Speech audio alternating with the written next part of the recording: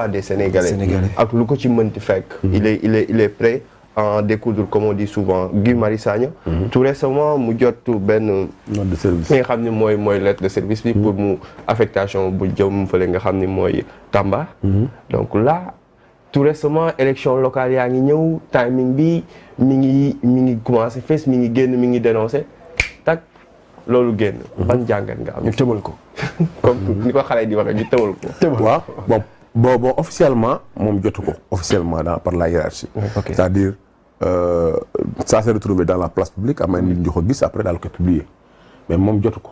ok moom mi def commande presse wax na ko dana moom jotul te moom avant mu koy jot envoyé ne moom dafa bëgg ñu may ko mu génn ci administration ndéggandiku boo xam ne 3 ans lay def muy li ñuy wax j'ai oublié le terme technique xam nga mu jël daal kii dans l'administration dans la fonction publique li may wax ci loolu mooy Guy Marius Sagna li day ci moom dafa bëri mooy man album ba mujjee gën mu laa ko tuddee muy JMS et je l'ai fait c'est pas parce que dama ci bëgg xaalis wala dama naw jikkoom ba pare aussi en fait pour encourager ko que y a des gens yoo xam ne vous les inspirer mais plus aussi pour dire à sa femme pour dire à sa fille pour dire à son père pour dire à la maman de sa femme au père de sa femme en général yooyu boo koy def dañ naan la kii bëggul dara pour que yow nga dellu nekk fonctionnaire yi may wax nii c'est-à-dire bul wax lu ñu la wax kii ko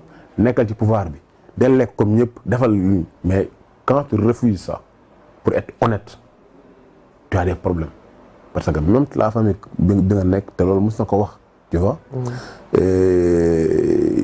Donc li ñu def mooy wax na ko et c'est parlant mosuñu jël nit fonctionnaire boo xam ne on le déplace. daanaka xaw ma 6 fois dans l'année loolu pour lan la et bi nga wanee image fi ñu ko war a jox mais c'est dégradant mais ñoom ils vont utiliser les moyens de vraiment te presser parce que nekkoo ci seen mouvance te vous doo épouser seen idéologie.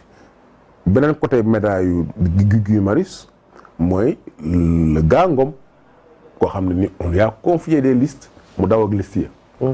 Tu vois après président recevoir ko tu vois quelqu'un saa yu génnee intérêt personnel mu tax mu génn mais askan moo tax mu génn kii mu def délit flagrant daw président recevoir ko kii ñu war ko yónni ñu war ko sànni fongale mi mais mu nekkee ne fonctionnaire la fu nekk war na fa mën dem kii ñu war ko mën a recevoir palais donc après da ngay def rapprochement bi et pour voir que dans quel Sénégal nous sommes.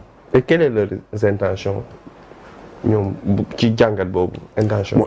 bon intention bi mooy comme li ñuy wax mettre au frigo mooy en fait bu la yóbboo foofu en fait pour que tu viennes xam nga. après doo am jot xam nga. après foofu aussi mën nañu jox ay dossiers yoo xam ne par exemple chaque jour ñu defal fii demal par exemple benn Saraya xam nga boo xam ne boobu fu na lay dem xam nga mooy loolu et pourtant dëkk yooyu en fait mais c'est des milliards qui quittent là-bas. et bu ñu la ko ci dëkk bu normal ay Kédougou mais jeunes yoo xam ne yow donc bëgg a dem day mel comme ay Dubaï parce que or mi ngi fay génn mais or boobu kenn du ko gis tu vois. donc c'est des zones les plus pauvres qui n'ont même pas accès à l'eau. ce que je disais kii mooy accès à l'eau déjà c'est un problème bon et puis on revient au problème de terre. Au problème de terre donc voilà on est sur terre et à chaque fois problème de terre bi day express régional. ouais terre ñu ngi waxee train express régional bi nga xam ne jur na coow li donc grand mas nee na à chaque fois on revient à la case de départ bu ñu jëmee Ahmed ci problème mu Guy Marius Sagna question par rapport ak. waaw parce que dañu gis ni am na Sénégalais aussi yoo xam ne dañ ba moment bi dañ ni Guy Marius dafa xaw a dafa mel dafa xaw a bëgg kaso. de trop. te samay wax nag am na Sénégalais yu wax loolu. est-ce que jotuñ un peu mu reculer waat ngir xoolaat fi muy teg tànkam bu baax a baax. man gisuma kenn ko bëgg kaso. tu vois xam nga dañ nekk ci dëkk boo xam ne Guy Marius boo xoolee les dernières fois yu mu dem kaso. bu ñu nekkoon ci dëkk bu normal moom bu porté woon plainte procureur bi dañ ko war a jàpp. Guy Marius waaw est-ce que mës nga dem prison Sénégal fekk fa procureur. est-ce que mës nga dem prison Sénégal fekk fa juge. non. mës nga dem prison Sénégal fekk fa avocat. États-Unis day juge day dem prison. procureur day dem am na benn mooy Ahmaud Arbery avant George Floyd. mais procureur bi ko yore woon ba nga xam dossier yi jaarale ko yoon mais kooku wàcce nañ ko te dañ koy jugé mais dëkk boo xam duñu jugé ñuy jugé dëkk moom noonu lay mel. mooy tey Guy Marius Sagna jàpp nañ ko fi xaw ma 3 mois xam nga ñaar lañ ko jàppee. ne xaw ma lan ci affaire terroriste te moom jour boobu demul conférence de presse nekkul moom mooy mëne loolu. ñu dem jëli ko yóbbu ko bu ñu demee ba xamatuñ ñu koy teg xam nga après ñu jékki-jékki bàyyi ko mu dem ça veut dire que nit ñi dañ nañ di déposer lettre. déposer lettre ñu jàppale yóbbu la prison. jàppale yóbbu la police. on est dans quel pays. donc c'est pas Guy Marius le problème mais en fait mais c'est la justice et la police qui est le problème. donc gisoon aussi Sénégal kon tëj bi dafa yomb lu trop ku yëngu. mais tëj bi dafa yomb gis nga juge yooyu en fait bu nekkoon ne par exemple chaque dossier bu régime changé ñu jël dossier yi nga xam ne ni dañ ko teg injustice. ñu indi leen xool juge bi ça part de responsabilité. xool procureur ça part de responsabilité xam nga procureur xam mooy lan procureur mooy représenter le peuple bu ñuy juger nit. parce que on rend la justice au nom du peuple ñu dañu am représentant foofu noonu. moo ñuy représenté mais bu nekkee procureur bi à chaque fois intérêt wu état bi lay xool. mooy pouvoir bi sax laay wax. mooy parti au pouvoir. mais boobu noonu où est le peuple. Malick Sall ne moom